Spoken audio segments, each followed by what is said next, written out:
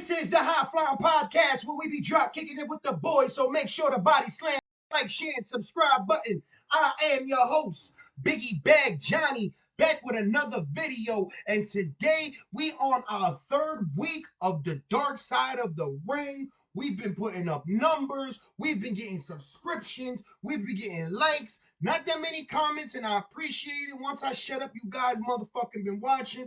I appreciate it. But remember to drop that subscribe button or elbow. Make sure to drop kick that motherfucker and let me know that you got love for your boy. You heard? Ladies and gentlemen, for the ones in attendance and the millions watching around the world, the Big Bag Network presents the High Flying Podcast.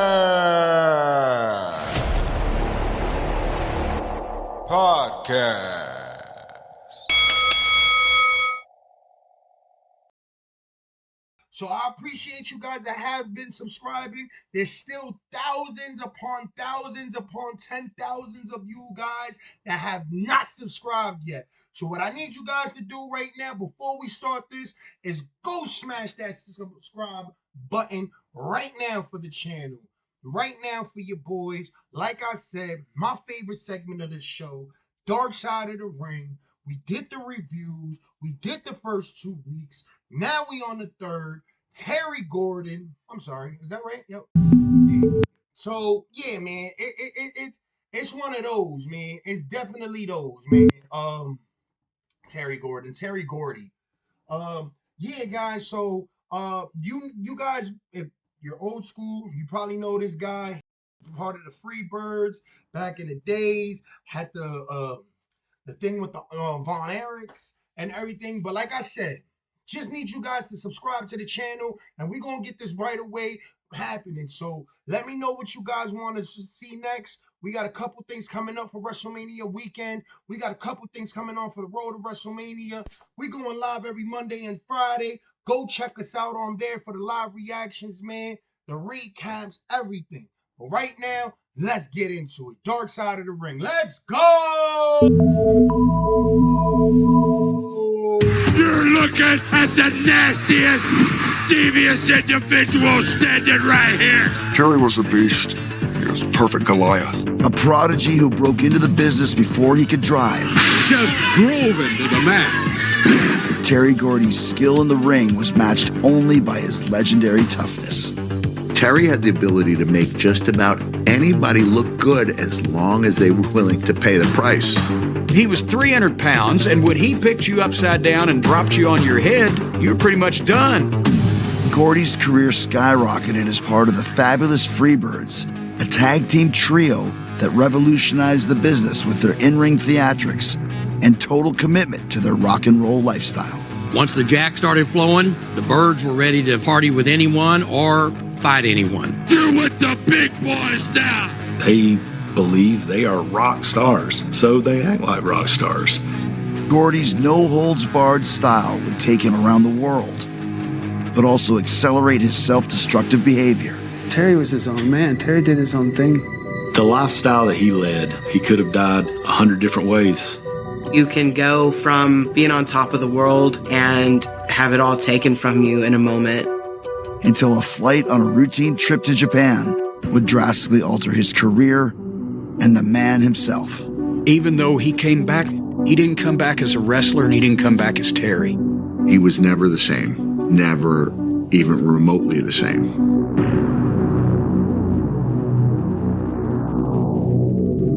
You see what time it is. Like I said, go subscribe to the channel, the High Flying Podcast on YouTube, Biggie Bag Johnny on Facebook and IG, and Burrow Lucy 70 on Twitch. Let's go!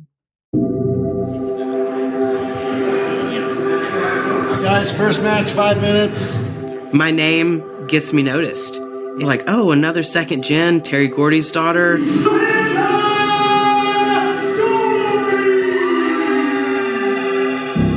I am Miranda Gordy, and Terry Bam Bam Gordy is my father. There we go. They expect me to be just as good as him, and that's just not the case. So that's caused a little bit of pressure on me that I have got to fill those boots. I really hope she's not a trans, because she's actually pretty beautiful, but her voice is crazy. But yeah, beautiful young lady. What a clothesline! Those are some big shoes to fill. Oh, the boot comes off. Gordy smashing on Bruiser Brody's head. My name is Ray Gordy, and I am the son of Terry Bam Bam Gordy. People would remember me as one half of Jesse and Festus and Slam Master Jay. The reason... Bro, they are killing me with the last 3 weeks of who's been who. I didn't know dude was Go Good. I just learned that dude was the fucking ex. And now I find out this. I didn't use my father's name in WWE is simply because I didn't feel that I could live up to it. Terry Gordy is fixing the best loose. He told me one time that once you learn how this business works, you'll never want to do anything else. Here's Gordy from the ropes. And that was his mindset. He never seen himself doing anything else. Terry Gordy. Born in Rossville, Georgia, Terry Gordy is barely a teenager when he gets his start in the wrestling business. I have some early stuff of my dad. That is a report card. It looks like a couple of F's. Those days he was absent, he was on the road. This picture, Yeah. that is a very young Terry Gordy. 40 pounds, Terry Meeker. Because of Terry's size and his eagerness, by the time he was 14 years old, he was wrestling on television. I'm Jim Cornette. I've been involved in a variety of ways in professional wrestling over the last 40-something years. I first met Terry, he was 16 years old. He was already a professional wrestler and had been for a couple of years at that point. You could use the word prodigy. You could use the word natural. Whatever it was, he had it. He's getting a couple of licks in. He was a prodigy, but that doesn't mean he didn't work hard and study the game. My name is Mick Foley. I am a 3-time WWE champion, and I am sometimes known as the Hardcore Legend. What he lacked in traditional schooling, he picked up with an education on the road second to none.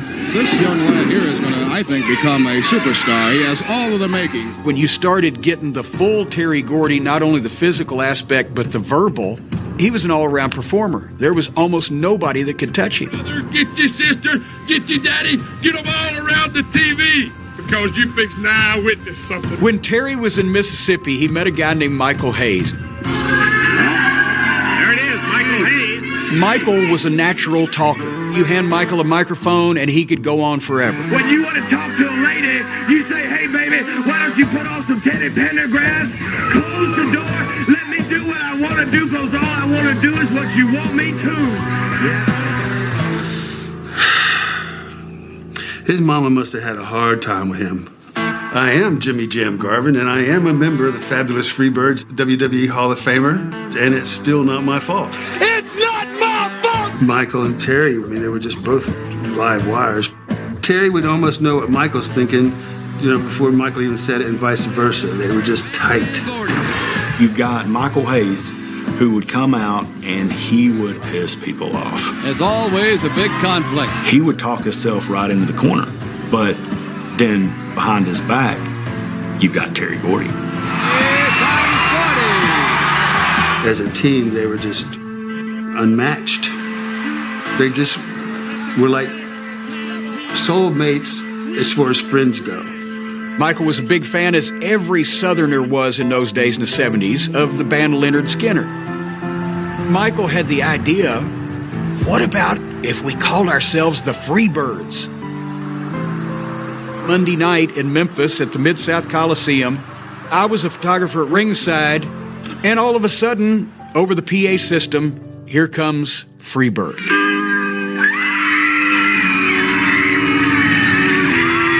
And then out comes Terry and Michael, these silver robes flowing everywhere, and they're doing a slow motion strut to match the beat of Freebird.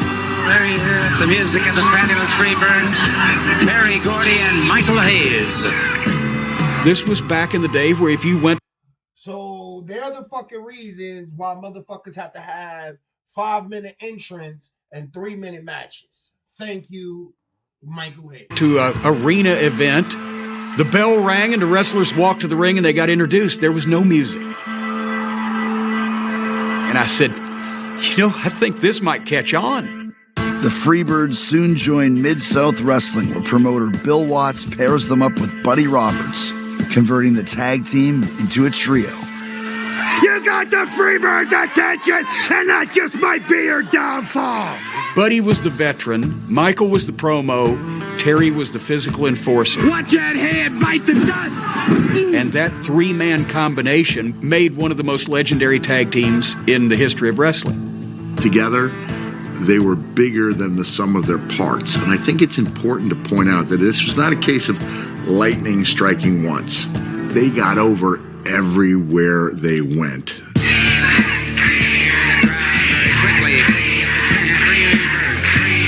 The fabulous Freebirds are winners of the bout. The fabulous Freebirds got through with a victory. Welcome back to the wild and wonderful Freebirds. Moonwalk. Then they had the natural 3-on-3 rivalry with the Von Erich boys in Dallas. Deep in the heart of Texas, world-class championship wrestling is dominated. If you ain't seen the Von Erich story, or if you ain't seen the last Dark Side of the Ring story, they're pretty much recycling this story right now. By the 3 eldest sons of promoter Fritz Von Erich, David, Kerry, and Kevin. The Von Erich. The Von Erich boys were already popular, but the Von Erich boys had never been tested. We wanted badasses, and that's who the Freebirds were. Backbreaker across the knee of Michael Hayes. I'm Kevin Von Erich, and for years I've battled the Freebirds. They were legitimate rough guys, and they didn't have any apologies for anybody. Whoa, that fella hit the deck. But we had a common goal.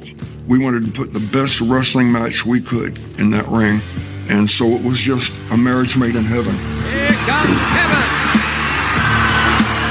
Wrestling in the mid-'80s in Dallas was the top of the game. We were selling out every venue, everywhere, every night.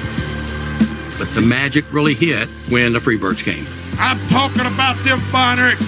They don't stick their nose in the Freebirds business. My name's David Manning. I was the promoter, booker, and referee for World Class Championship Wrestling. The Von Erichs were like the good cowboy.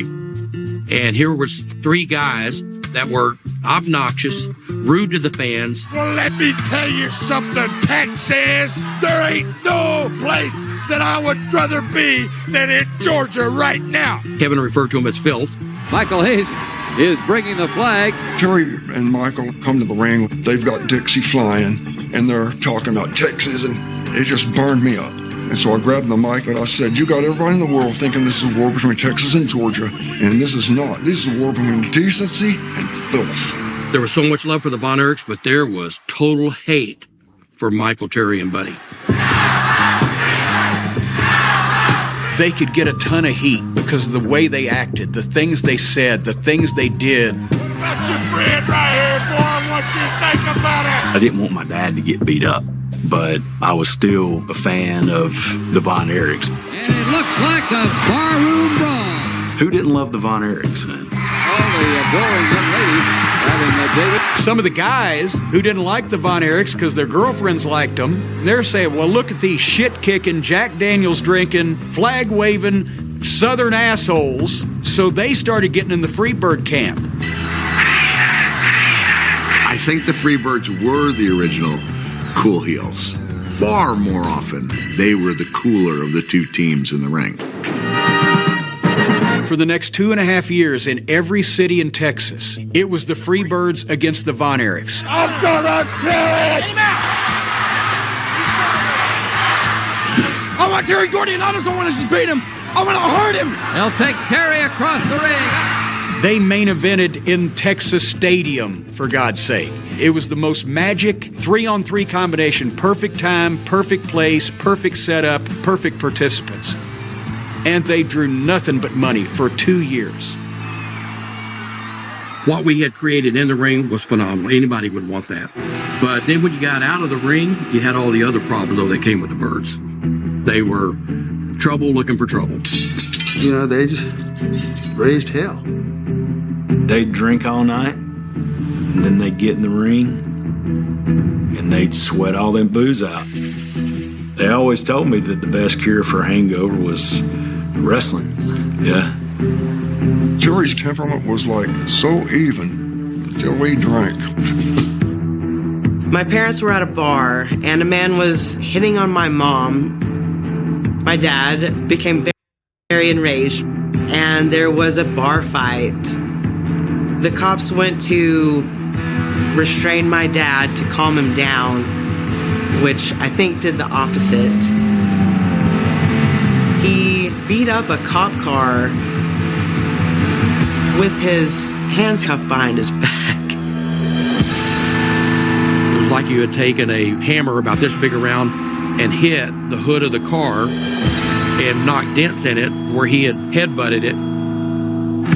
He was kind of a big old spoiled kid. You know, that's Terry. He did stuff like that. Terry Gordy was not going to back up from anybody, nor was there anybody walking that was really going to make him back up. Do you think there was a point where like it got a little bit out of control as far as like the partying, or that's just the way it was in the 80s and early 90s? Jeez. I mean, if you look back at it today, from today's perspective, it got out of control at the very beginning. You know, having people throw different things at you, like, here, take a shot, y'all are awesome, or here, you know, take this for your pain so you can sleep, or here, take this so you can stay up and drive 8 hours to the next show. I don't know exactly when the evolution happened from smoking marijuana, drinking booze, to more of a pill problem.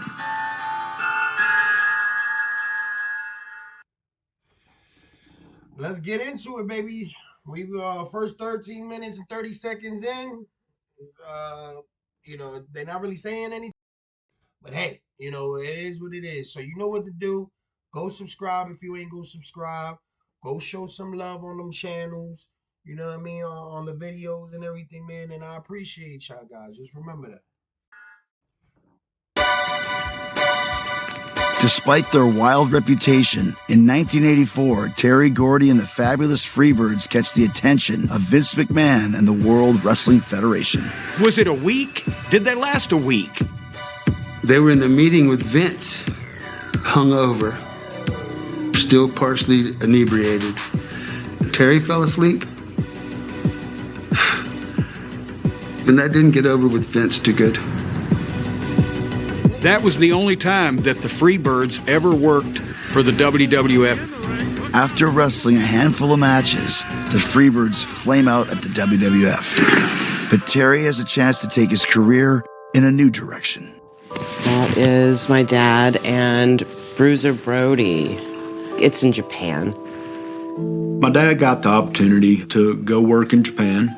The Japanese wrestling is very different from what it is over here. When you get the Freebirds and more glitz and glamour, they see that and they're really not interested. They were more interested in Terry Gordy by himself. The Monster American, the Abdullah the Butchers, or the Bruiser Brodies, or the Stan Hansens, or Terry Gordy. These giant guys that were just crazy and beat up everybody in their path, they became the darlings of the Japanese wrestling fan. And that's the kind of atmosphere that Terry could flourish in. He loved the hard, physical style associated with Japan. And that's why he became one of the biggest and best stars to ever cross the ocean and work there. It takes a big toll physically with the injuries. Putting your body through that, every bump is like a mild car wreck.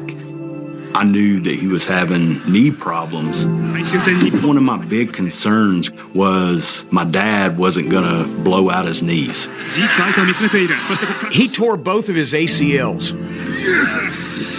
He was going to Japan 6 months a year, working as a main event star over there at a high level with no ACL in either knee. He had to have double knee surgery, but the doctor told him he had to take the weight off. So he contacted Richard Simmons. Yeah! Right? This huge 6'5" man, just, jazzercise, whatever Richard Simmons did. Come on, Terry, you got this. Yeah. Terry was like 300, 320, and then he pared down to like maybe 265, something like that. And you see the more athletic, built-up Terry Gordy. You can absolutely blame that on Richard Simmons. Now leaner and more powerful and working in a physical style that plays to his strengths, Terry's performance in the ring reaches new heights. Terry Gordy versus Misawa. Oh. June 1st, 1991. Yeah, in my opinion, that's one of the top 5 matches of all time. The Japanese crowd, traditionally, they will ooh and ah. This match, they tore the house down.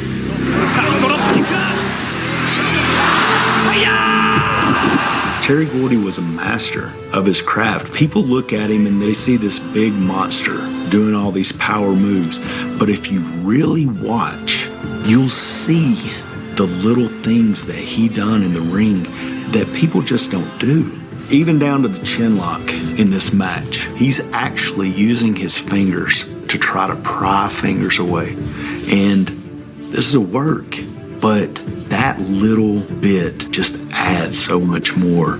Terry was a guy who made everything he did mean something. And when he threw a punch, brother, it was a thing of beauty. It was so animated, it connected, it looked great. He was just simply one of the best. He was the first American ever to win the Triple Crown Championship. He was the top guy in Japan that time. It's great to be alive, and it's great to be #1 in Japan. In Japan, Terry starts working with Dr. Death Steve Williams in a tag team known for their brutality, the Miracle Violence Connection. Double clothesline! If the aliens landed tomorrow and you had to pick 2 human beings to represent Earth in a fight to the death, pick Terry Gordy and Dr. Death Steve Williams. The strength of Dr. Death. They brought that Japanese style over to the U.S. In my opinion, they may be the best tag team in the world today. Big elbow. They're not resting up in between Japanese tours. They're taking on these very physical matches on a very regular basis. Terry and Doc did a lot of tours together. So to keep the Freebird thing going, they needed to replace Terry when he was gone, and that's what I did. We're not following no rules that we don't want to follow. Terry, when he wasn't in Japan, he would join us. That's a very heavy schedule. I honestly believe that it was too much. I mean, really, it was just part of life. Like, he would just be gone for a long time, and it was like a treat almost when he would be home. Miranda, smile. Life at one point was really good. We did normal family things. He took us skating. He taught me how to fish and ride a bike. All the dad stuff. He did that for us when he could. But it just wasn't a lot, unfortunately. Yeah, he hated to be separated from his family, man. My name is Richard A. Slinger. I went under the ring name of Richard Slinger in Japan. Trained and lived over there. I'm the nephew of Terry Gordy. He would talk to me about being over there in Japan. He said I would go into a state of deep, dark, miserable depression. I know it wore on him. He looked tired. I know he missed being home, and he missed his own mom, and he missed his kids, and he missed his wife.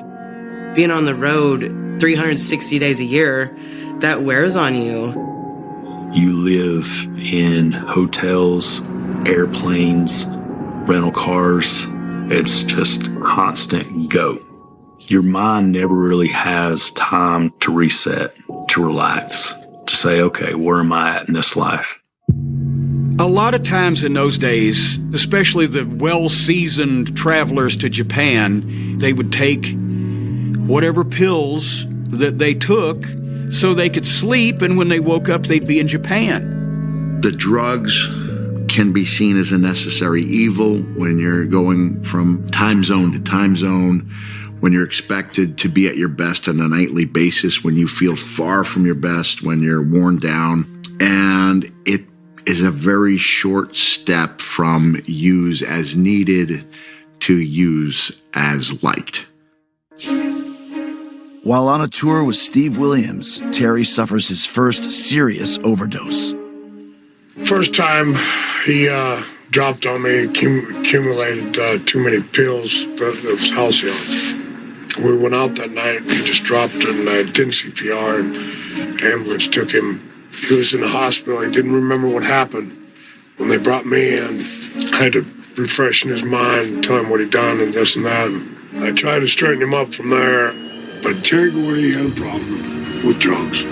There's going to be a time where your body tells you, or your mind tells you, that you need to stop. And I really believe that during that time, my dad was at that point. It's a tough business. You know, it's a heartless business. Set to return to Japan, Terry boards a flight that will change his life forever. Terry's accumulated so many pills that I'm having to push him with a wheelchair. He's out, he's out. So 30 minutes before a plane lands, I look at him and he's dying on me.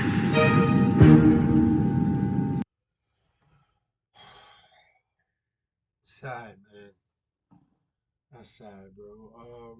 It's getting dark, so we can get to the gist of it, man. That's all I've been wanting you guys to do is just subscribe, man. Subscribe. Before a flight to Japan, Terry Gordy consumes an excessive amount of muscle relaxers. Dr. Death Steve Williams notices Terry has stopped breathing. He's dying on me. I mean, he's turned blue and he's sucking barely any air, and like he was about to swallow his tongue. And I used to be able to knock him back loose if I slapped him a couple times in the face or kick him out of it, Just like if you put somebody asleep, right. If you hit him in the back, it'll knock him back out of it. Well, I did it and he wouldn't come back alive. So right then I knew he was dying. The stewardess got up, man. They was all freaking out. And I was giving him CPR to keep him alive, to keep that heart going. As soon as we landed, the ambulance was right there. I had to get him off the plane, get him in the ambulance, and get him to the hospital. They just started emergency procedures, and what little bit of Japanese I spoke and what little bit of English they spoke, we were able to communicate about Terry's condition. Biggest fear that I might be losing my uncle, Terry, and there. He was in a coma for a couple of days. I remember being right there by him pretty much the whole time, camping out beside his bed. When he woke up, he started calling my name, Richard. I'm like, yeah, I'm here. Eventually, he was able to be maneuvered between me and the nurse into a wheelchair to go to the shower. Maybe a little bit of cold water. He might show that he still has the feeling. And he did. His face grimaced a little bit whenever I sprayed him with cold water. And I was like, we might have some luck here of getting him back to normal. They called my stepmother, and she flew over to be with him. And she got him home, and my mother was there to greet him, and she said that was a heartbreaker to see him coming off the airplane in a wheelchair. He couldn't really carry on that much of a conversation. He was very quiet. There was an obvious difference. He had lost a lot of his motor skills. He was very slow to react. He had to relearn a lot of things. He had some permanent physical and mental damage from that. he wasn't the same person anymore. Whatever happened, oxygen to the brain, he was unconscious too long, whatever all that medical hoo-ha is, it erased something in his brain. There's this local promoter. He was kind enough to give us the key, and we was training within a couple of weeks of me coming back from that tour. Ironic, somebody training me. Here I am, I'm teaching my uncle, this is how it goes, remember? There was progress, and we were all hoping that he would just miraculously kick out at some point, and it would all come back to him, and he would be Terry Gordy again. During the last year of Smoky Mountain Wrestling, we heard that he had started wrestling little independent shows, and I said, if Terry is anywhere back and anywhere near what he needs to be, my God, if we could get him up here, that'd be great. So I made the arrangements to have him come in. I have added another member to Cornette's militia! Terry Gordy. Everybody in the locker room in Smoky Mountain had known him for years and liked him and was wanting to help. But he couldn't do a promo anymore. And I'm coming to show you, boy, that I'm going to take that title and I'm going to take it, and there ain't nothing you or your old lady can do about it. And we kept thinking it'll come back to him, or he's taking steps. But he'd just walk up to you and he'd just stand there. Then you'd look, oh, Terry, do you need something? Yeah, Jim, I was just wondering if you'd like me to do the power bomb. Yes, Terry, if you'd like to, please. And there is Gordy, sets him up for that power bomb. Because he had been such a great wrestler and he could still do these moves. And it was the same frame, but there wasn't any life in it. He was going through the motions, but the face, the expression, the intent, everything that makes you a personality, it just was gone because he wasn't there anymore. That was gone. Despite a challenging rehabilitation, Terry stages a comeback, culminating in a legendary match against Cactus Jack at IWA's now infamous King of the Deathmatch tournament. You become the king of the death match by kicking out of all the moves. Terry and I are going to face in the first round of what was known at the time as the Kawasaki Dream Match tournament. It's gone down in lore as being the King of the Death Match tournament. 3, 2, 1. One of the holes in his game since the accident on the plane was the punches were no longer there. And out of concern for his reputation, I said, Terry, you're a legend here. I said, you got to really bring those punches. To his credit, I didn't have to tell him that more than once. I've read letters that said Terry Gordy was the king of the death match. And all that happened after the accident. So I can only imagine full Terry Gordy having a death match. We did pretty good. And it resulted in what may have been the greatest post-match interview of Terry's career. Shit.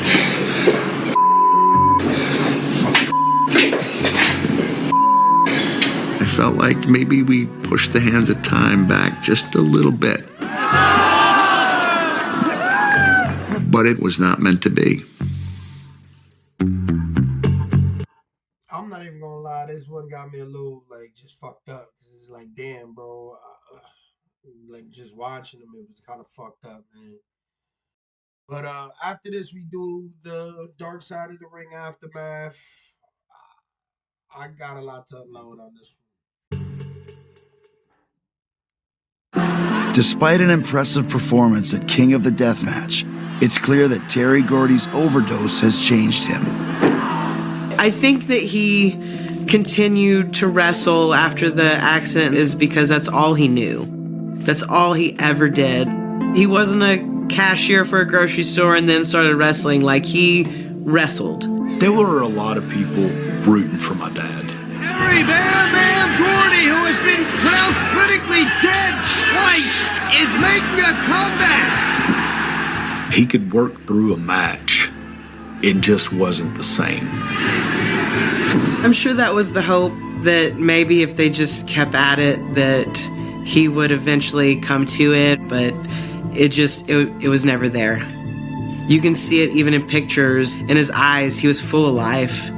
And then you look at pictures after the coma, and he looks like a deer in headlights.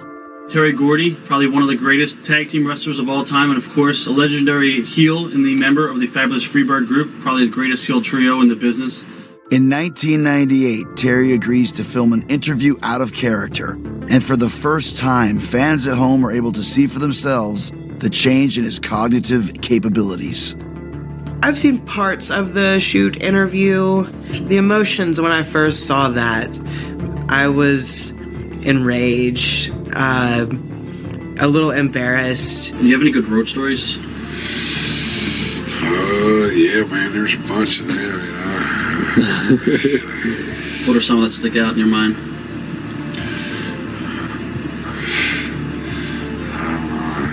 Seeing your dad like that, he couldn't remember a lot of stuff from the past. The coma took a lot of his memories away. But in that, they're just hounding him for all these questions, and as his daughter, you just want them to leave him alone. Now, why was your stay so short in WCW? Was it Japan? You wanted to go back to Japan, maybe? Oh, yeah, sure. As Terry attempts to get back into the spotlight, his longtime friend, Freebird Michael Hayes, convinces the WWF to add Terry to their roster. That's crazy. Vince put him under a hood as the executioner. Of course, when I was a kid, I'm like, oh, why would they do that? And really, it was to protect him, and I'm glad they did. It was a good respect move on the part of WWE. They didn't want to destroy Terry Gordy by putting him on TV as Terry Gordy and him not being Terry Gordy. Michael Hayes was able to get him in with Terry as a menacing, foreboding executioner. With me and Paul Bearer, we became kind of like a faction. As soon as mankind is buried alive, the Undertaker, his hand will be raised by the official. Then the executioner came, friend in need, a friend indeed. Part of what made Terry's character so intriguing is that he was like a man-child. He breaks in at age 14 years old. He is a child among men, but at the same time, he's a man among men. When it gets to WWE, there's still the ways of a child. And that's not the way to succeed in a main event with The Undertaker. Off the rope, scoops him up. What's he going to do with him? Slams him down. It was pretty sad, man. Pretty sad to watch. My Uncle Terry, and he was once at his prime, and from doing that to, not hitting on all cylinders, it was pretty sad. And I'm sure all the people that looked up to him and that he helped along the way in his career were just, I don't know how else to describe it, but heartbreaking. Just looking at someone that is like a superhero to you and just seeing, I don't want to say helpless, but he wasn't the same person. An Undertaker had to say, it won't work. And the executioner has been executed. Everybody loved him, but, he wasn't there anymore. It's also a bit sad to overhear a conversation he had with a woman on an airplane where she goes to take some medication, and he goes, "Got any extras?" She gave him a couple pills. So he was at a point where he was taking anything, regardless of whether he knew what it was. We would be worried because he would go from being completely coherent to obviously under the influence of something seemingly within minutes. And so he had reached a pretty dangerous point. it's hard for me to say because I looked up to him, and I will always appreciate the kindness he showed me when he was on top of the world and I was breaking in. But, you know, we've got to be adults out there on the road. We look out for each other, but you also have to look out for yourself. We would have to, on a few occasions, try to track him down when he was not in his hotel room. I think it was about the third time that Paul Bearer and I were searching the roads and making drives and calling his name. We realized that this was not going to be a long-term team.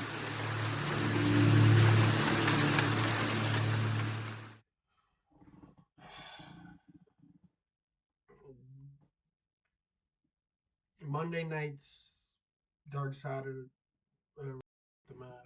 Check it out, bro. When Terry's short-lived stint in the WWF comes to an end, he finds himself back on the indie circuit.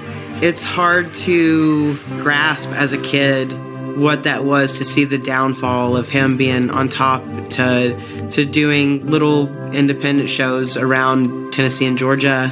I was at those indie shows. As a kid, it was fun, but looking back at that, it's really sad. I think the last time I saw Terry was at an independent wrestling show. During intermission, Terry's daughter was taking Polaroids of Terry and the fans in the ring. And there were only about 2 people who made that trip into the ring.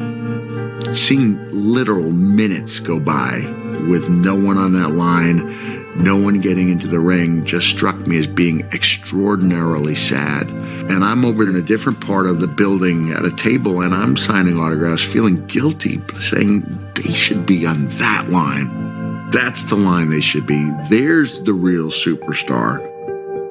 There was part of me that wanted to get out there in the ring, grab that microphone, and start yelling at people, trying to knock some sense into them. Don't you understand? This is a legend. He's here in your midst, and you can see him. You can get a photo taken with him. And times had changed. As his wrestling career winds down, Terry redirects his focus and embraces what matters to him most. During this time, he was home. I got to see my dad more than I had ever seen him in my entire life. I look back on that, and as rough of a time as that was for him and our family, it was the time of my life where I got to know my dad and become really great friends with him. We would see each other every single weekend. I'd go pick him up. I'd take him to the gym. We'd work out. I'd take him home. It was probably the best years of my life, getting to hang out with my dad and really getting to talk to him and getting to know the person that he really was. I'm really thankful for that time that he wasn't on the road, that he was at home, because, yeah, we became best friends. We really did. Do you have anything you want to say to your fans out there that are watching this video? I'm just, I'm really, really sorry, you know, that,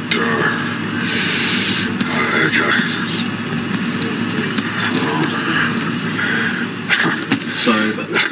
Sorry about going to Japan, you know, and ODing and stuff, you know.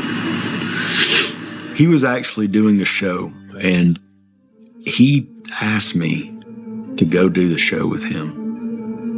And we were actually going to tag that night.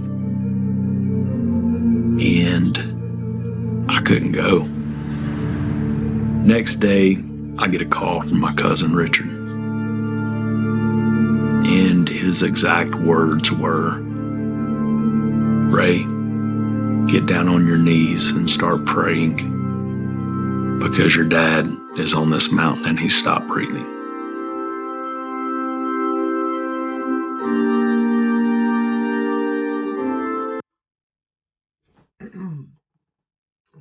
dark side of the rings make me want to call my dad all the time, which I do right after. But I'm not even gonna lie. Dark side of the ring, they have these things where they get me emotional for some reason, and this one hurts because it's like fuck, bro. But like I said, man, go check out the aftermath of this because I'm gonna talk my shit. But yo, this dead ass got me wanting to cry, bro. It's crazy. After wrestling an indie match the previous night, Terry is found unresponsive at his home in Saudi Daisy, Tennessee. I got in the car as soon as I could and traveled to his home. I was there before emergency services. One of the boys that stayed with Terry the night before, he was doing the CPR, and while he was doing chest compressions, I still hate knowing this, but Terry was already gone, and I was trying to bring him back by, slapping him in the face because I remember Doc telling me that's what he did to bring him back, and I thought, maybe this is one last thing I can resort to bring Terry back. There was a police officer standing in front of the door, guarding the door and wouldn't let anybody in. I put my hands on the police officer and told him he was going to let me in that door. And that's when Richard grabbed me and told me that he was gone. My mom knew that there was an emergency and they said to get to my granny's quickly. And I just hear my mom scream, no. She had to tell us they had passed. On July 16th, 2001, Terry Gordy dies of congestive heart failure caused by a blood clot. He is only 40 years old. Of all the stuff that my dad did and the lifestyle that he led and all the partying that he did, it's amazing that it wasn't an OD. It wasn't anything like that. Maybe his legacy is you can't push yourself too hard. You can't take shit you're not supposed to take. You can't do shit you're not supposed to do over and over on a regular basis. Whoa, that's cold. If you sat Terry down, if he was here right now, and said, hey, Terry, do you think maybe if we tell this story, it'll make some of the other guys stay away from it? He probably would say, yeah, go ahead and tell it. He wouldn't be worried about whether he looked good or not, but if he could help somebody else. It's just such a tragedy. I mean, the wrestling lost not only one of the best workers ever, but he was a good guy. Why did Terry Gordy touch so many people's lives? Well, with the wrestling fans, it was easy because he was great. He was great at what he did. He was exciting to watch. If you like wrestling, he did it better than almost anybody else in it. I'm not claiming to be the best wrestler in the world, but you know something, world champion, this right here does about the... Terry Gordy is a surprise. He will never be forgotten. He contributed so much to this business, more than people realize. Gordy putting on a clinic here.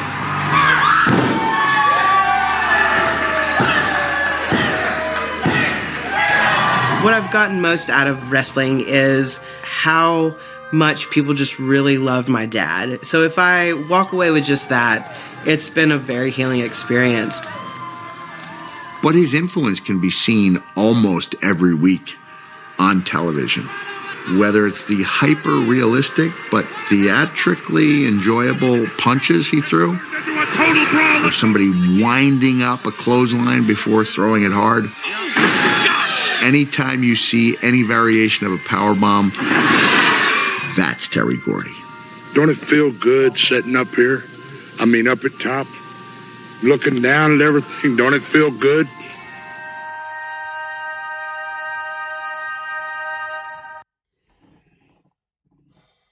Shouts out to Vice, man. That shit. The John Cena one had me crying. This one, you guys got it here. I'm not balling, but definitely got me tearing up.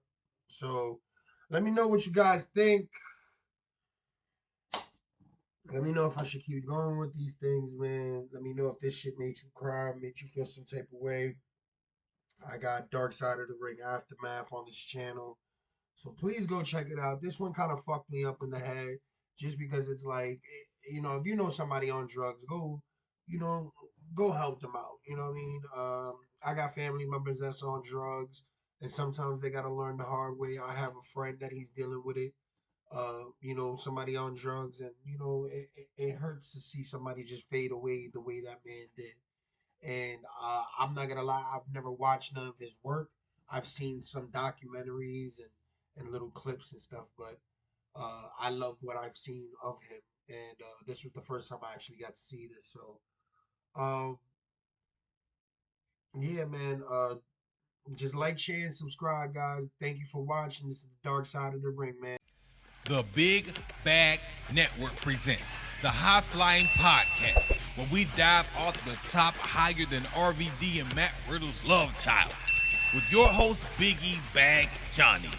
Subscribe to the channel and stay up to date on all things wrestling related. So grab your belts and bongs, bad bitches with thongs, and watch whatever episode that you want to put on. It's the High Flying Podcast with Biggie Bag Johnny. Let's go.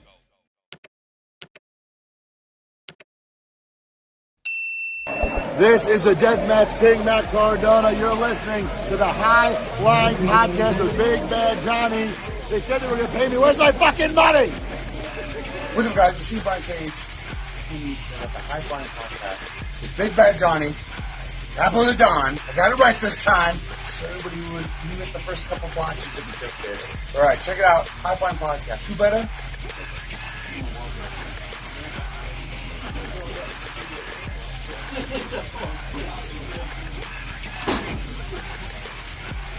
Thank you for all the doors that you opened up, so you got to bust through the window, you know, and I always think I appreciate it. When in 2004, Eddie Guerrero came up to me and thanked me for opening up the door for the Hispanics in WWF. That meant a lot to me when he told me that. Absolutely.